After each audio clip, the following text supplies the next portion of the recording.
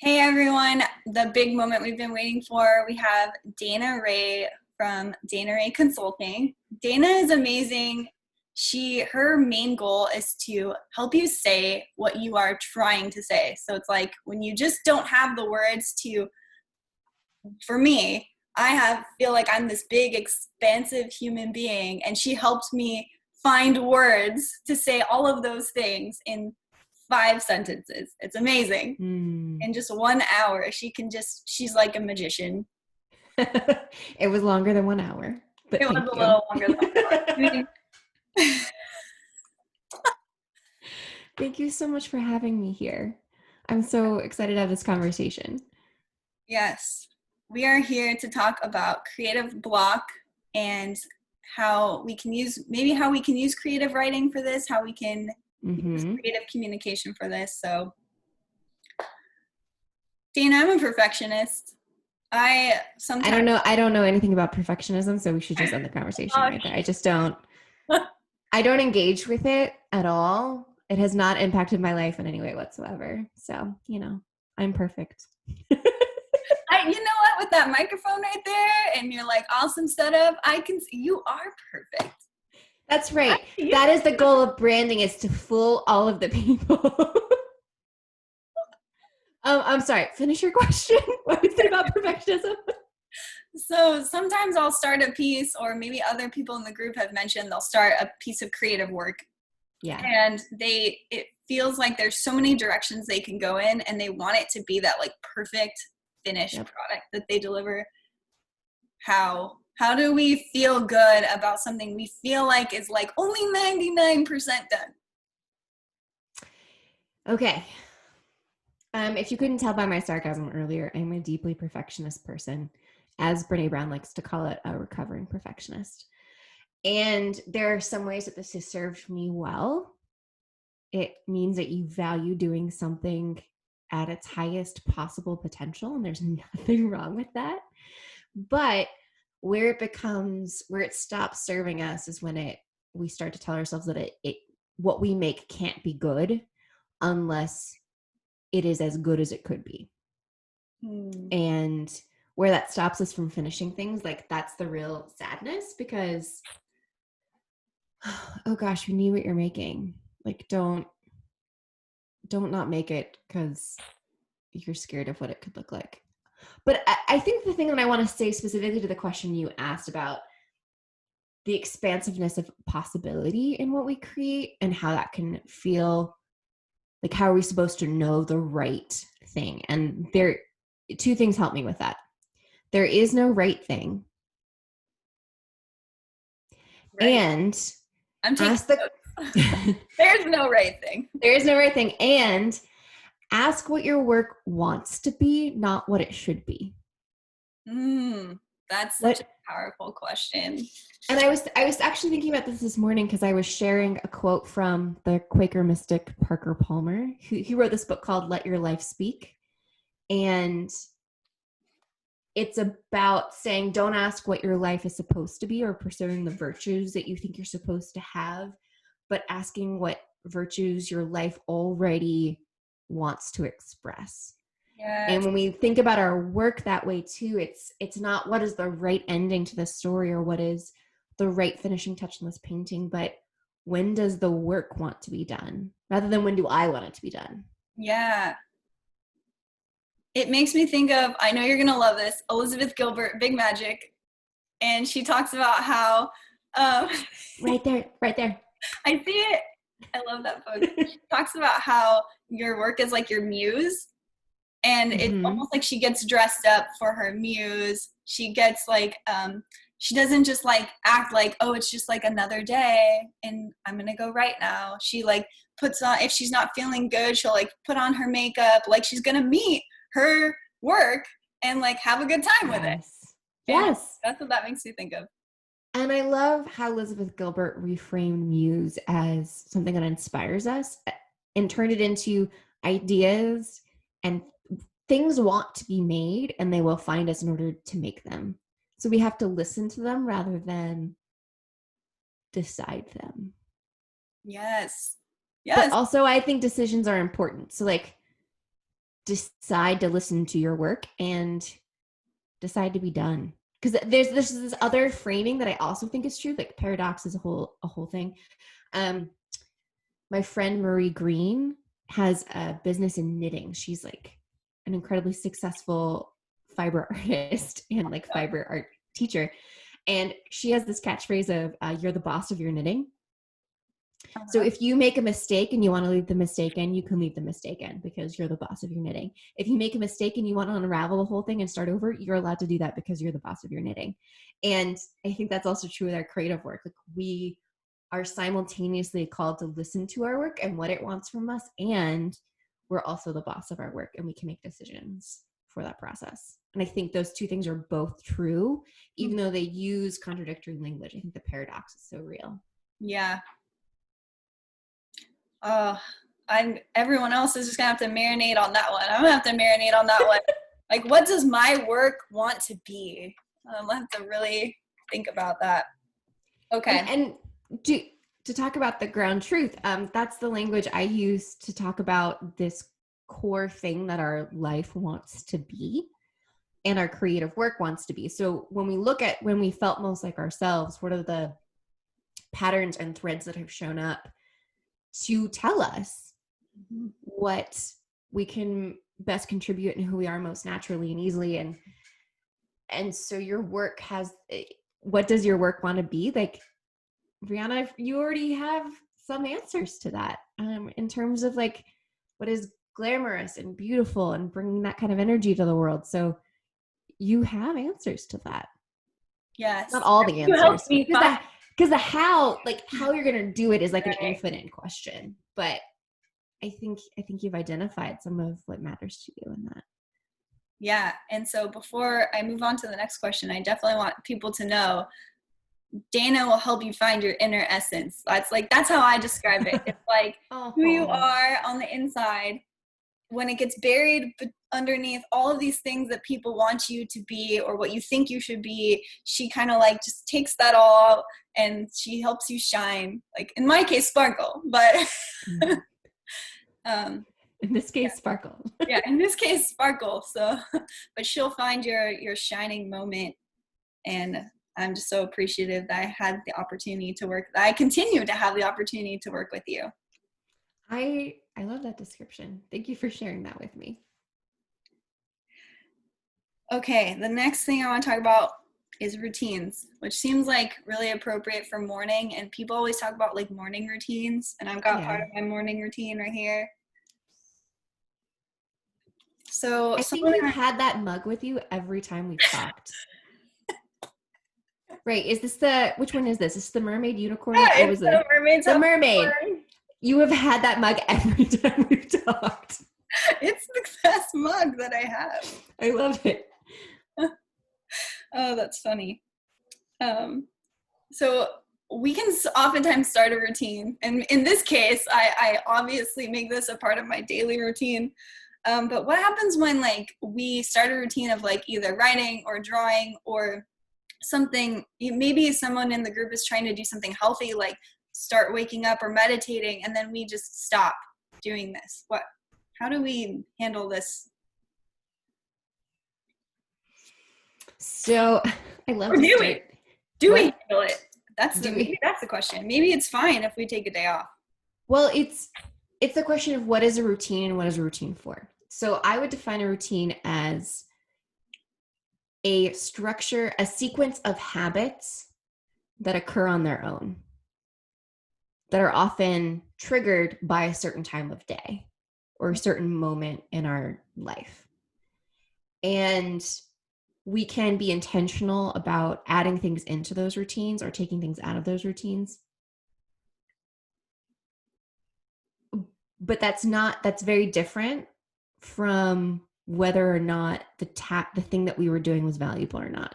Not all things that are valuable have to be in a routine. Mm-hmm. At least, and I'm someone who has a stunningly consistent morning sequence that I cannot change. It just doesn't want to be changed. I wake up, I lay in bed for a while, and the first thing that I do when my feet touch the floor is I walk to the kitchen and turn my tea kettle on. because it's just what I want to do every morning. But when it comes to my work, I see things in seasonality rather than in so there's routine, there's consistency, and there's seasonality. So being consistent is really important, but we can be consistent differently throughout different seasons. And our routines are there to like help us ground into something. So you can commit to making your creative work a routine, but you don't have to. Mm-hmm. I just remember it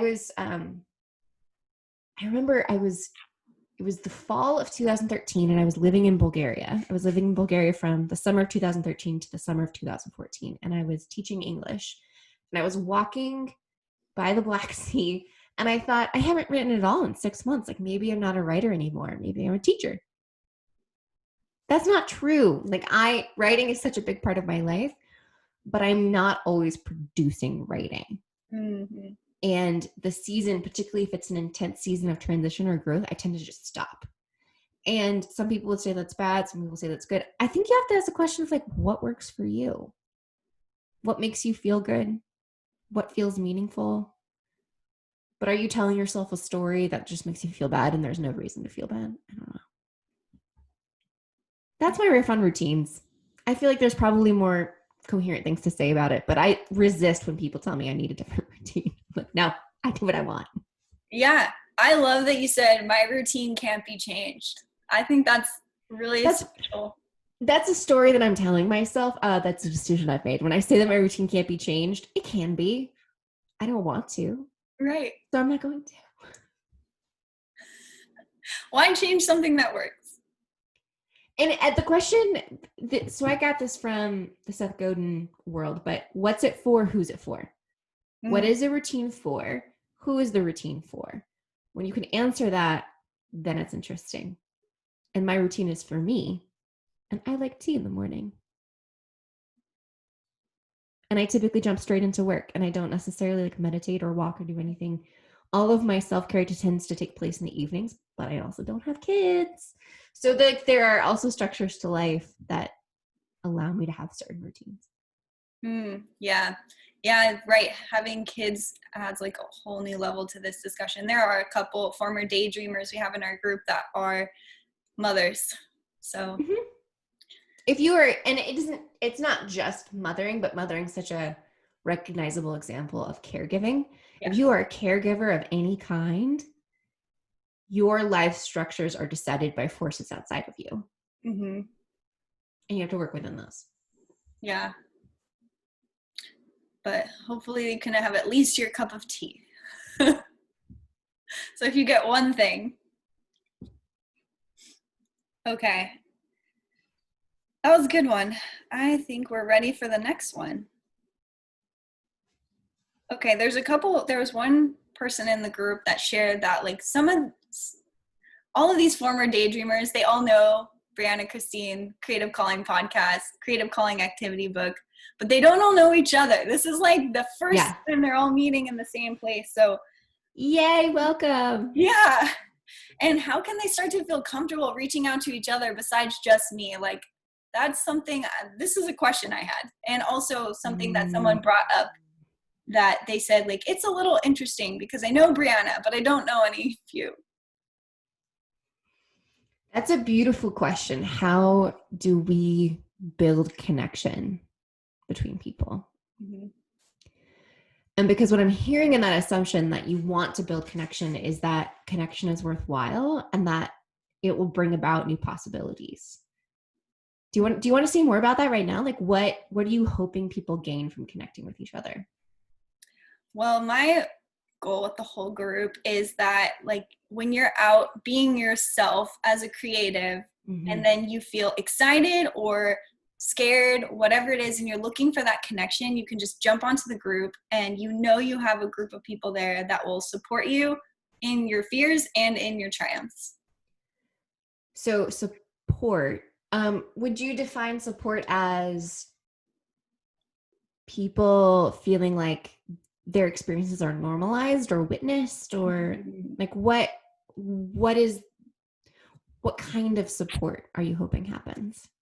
Yeah, I feel like I want to say yes to both of those things, because Okay. definitely to be seen. I feel like when you're like a creative human, sometimes you can feel almost like you want to hide, because sometimes you feel misunderstood.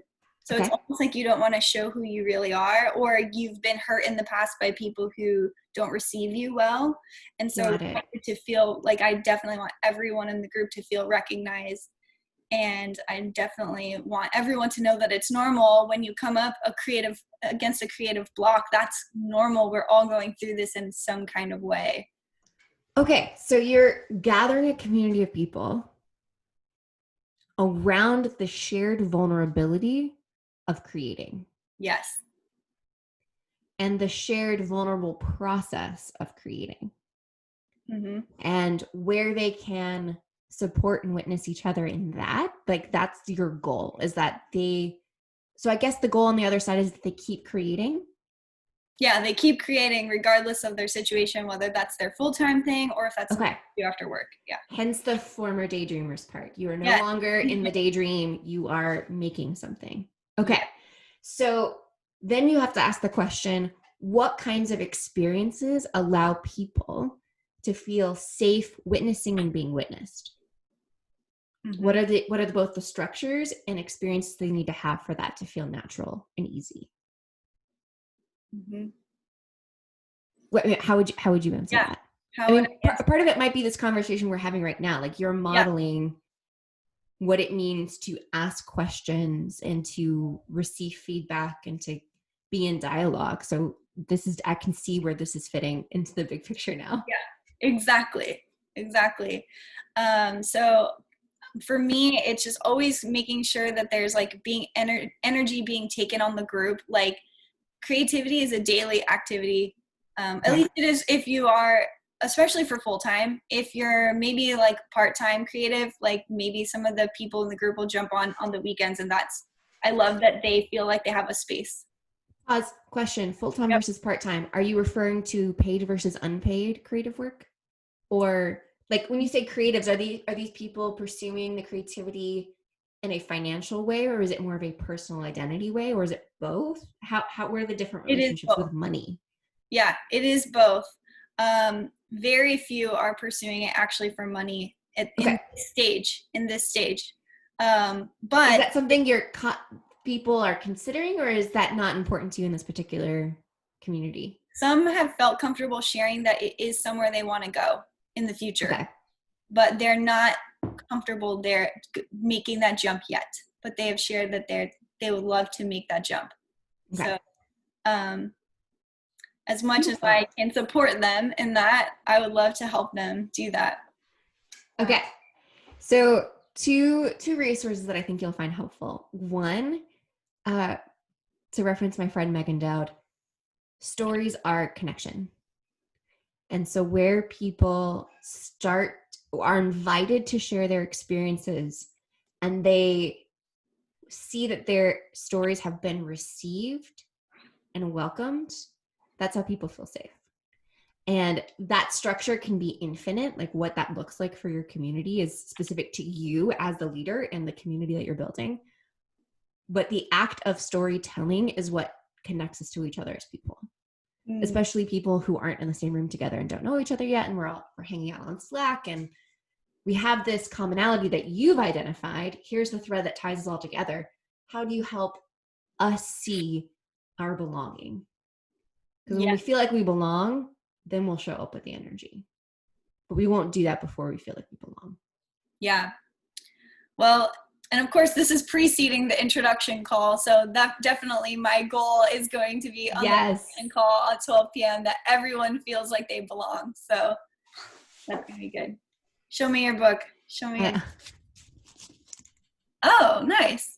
I've heard of this book. This is the greatest text. I've been watching Parks and Rec, and I'm realizing that I sound like Chris Traeger now when I'm trying to emphasize. This is the greatest book I have ever read on gathering. Sorry for that invitation, Chris Traeger. Great. I'm going to have to get it. I already love the art. It's so wonderful. Priya Parker is so wise. And You've already done what her first step is, which is to have a sharp, bold purpose for gathering. And you've identified that. So bravo. One thing right. I wish I could get referral, like, what are they called? When you make money off of a sale of someone else's work. Oh, like affiliate sales off of the I book. wish I could get affiliate sales off of this book because I recommend it all the time. It's so good. Yeah, it looks really good. I wonder if it's as good in the audio version. I have an Audible credit. I don't know if I'm pretty sure there's an Audible. She has a lovely voice. Okay. She's Great. done some wonderful talks online. You can also look her up on YouTube and Creative Mornings. Nice. Okay, I'll do that. But she is my Link that. guru for questions of connection and the structure of community. How do we gather? Where are we gathering? It's my homework. You're good at giving homework, but good, like really solid homework helps you grow. It's a love language. I'm sorry. Oh my gosh, perfect transition to teachers because we have like a bunch of teachers in the group and talking about homework. Yes, let's talk about teaching. Yes, so one of my lovely members shared that for her, she teaches specifically sixth grade, and there's all kinds of, there's like first, third, fifth, all the teachers in this group, particularly for young children. And for sixth grade, my friend was saying that by the time she gets them, they're so used to this structure. You have to do it like this or like this. There's right and there's wrong, and there's no room for creativity. And so by the time she gets them, there's like, they don't even know how to be creative. They're just like, tell me how to do it right so I can do it right. I know we could both talk about this forever, but we're going to try to make it succinct. Okay. I will tell you a story. Wait, what is the question? You just described a situation right. For me. So let me understand how I can support more effectively. What do teachers do to like foster that creativity, to like give the students that feeling like it's good to be creative? Like regardless of what everyone has told you in the past, like this is your space to be you. Okay. That's my question. Excellent. I will tell you a story now. I was an English teacher for students ages 12 through 18 in Bulgaria from that year that I mentioned. I was teaching in a Bulgarian public high school where the track that they were on was specifically English. So by the time I got them, their English was actually really remarkable. And I wasn't the first American teacher in their school. They had a new one every year. And they were incredible students. They were remarkable people. But even more than the United States, Bulgaria, and particularly former Soviet Union countries, have very hierarchical learning and education structures. The entire society is more hierarchical in terms of status and who's in charge and what their goals are than it even is here. So they look at the US and they're like, oh my God, they're all so creative. That's the perception. Mm-hmm. But comparatively, I would still say that that is true. And I then took it on myself that my role was to teach critical and creative thinking in that year that I was their teacher, because they had all of the grammar structure. They were being trained for the right tests so they could get into the right universities. So my job was going to be something else. Mm-hmm. And every time that I gave them the opportunity to be creative in small groups and to define their own outcomes, they fell to pieces. They could not function. I would lose control of the classroom. Chaos would ensue. And they asked me all the time. They wanted to be creative. They wanted to have these opportunities to express themselves and to learn in this. They pushed against it. But when given the space to have that creative opportunity, madness. It was just chaos. And I was a young teacher, so I was a young human being and a young teacher. So there was a lot of things that I could have done differently. But the thing that I learned at that moment is when we are not used to creativity, when we are not used to unstructured, when we are not used to not having a grade at the end, we don't know how to behave. And so as teachers, we have to provide structure that eases them in. Okay. We can't go from structure with grades into small group projects and painting, and the grade isn't the point. There's too much space between those two experiences for a kid to navigate that effectively. And as adults, it's even difficult.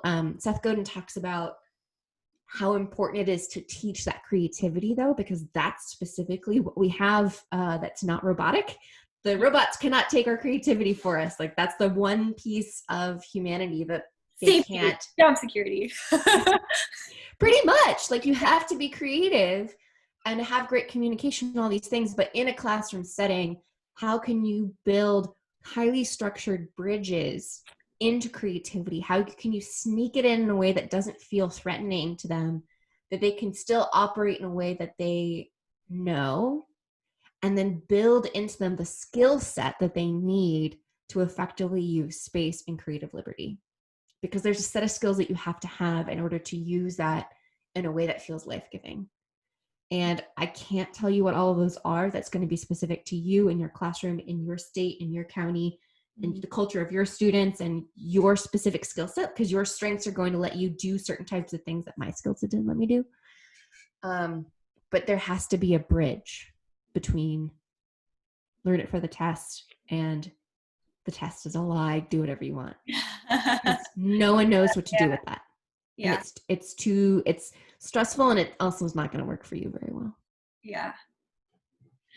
Your story made me think of a story from when I was in college. One of my first assignments in my graphic design class in my upper level division classes.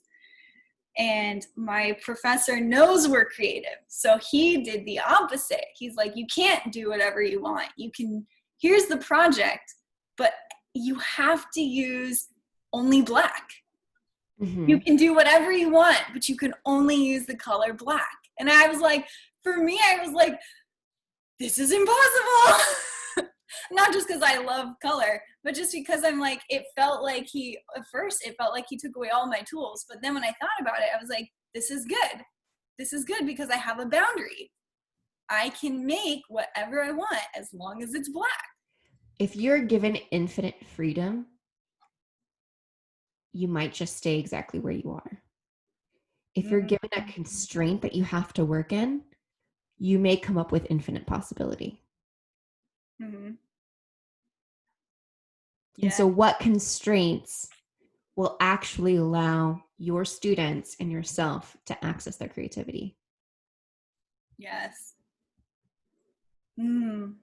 Constraints, not restraints. Constraints. Putting the boundaries in place. Yeah, not restraining them, but boundaries. Yeah. That's good. Yeah. Well, that was such a good quote. I feel like we're going to, as far as the conversation goes, we should just leave it right there. But before we end, right? Like, so you just say certain things that just really make me pause and breathe. I'm like, yes, I'm going to let that one for a second.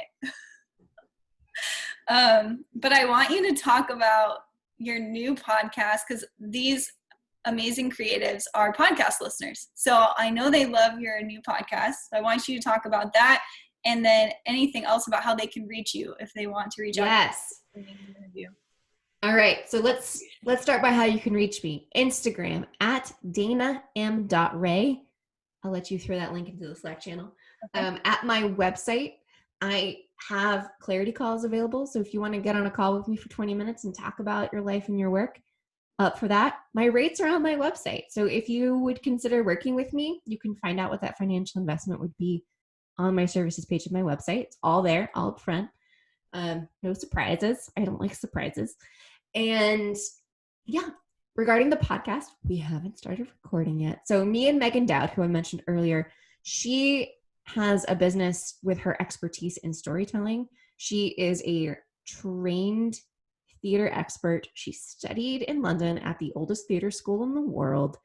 And now she works with businesses, particularly neurodiverse and gender minority business owners in creative fields, to help them connect with their audiences better. So what are the stories that they want to tell, and how do they want to tell those stories in a way that connects with people and helps them gain both clients and a community? So that's Megan's work. As you can understand, as I'm a communications person, Megan and I just we can talk forever. And so we're gonna have a podcast called Yes and No, the podcast, where we make bold claims about life and business and then nuance the shit out of them. So Oh my God, I love it. Especially after. So it's not, you can't find it anywhere. It does not exist yet. But this is something that we're going to be putting together in the next few months and starting to roll out. I would probably guess fall, September range. Don't hold me to that, please. I won't. You'll hear about it when it goes live. Awesome.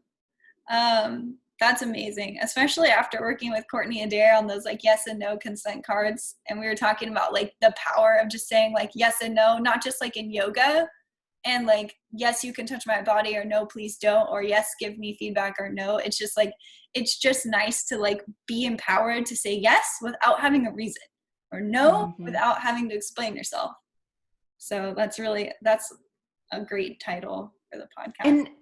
And well, we weren't really thinking about it in terms of consent, though. I think we should talk about that.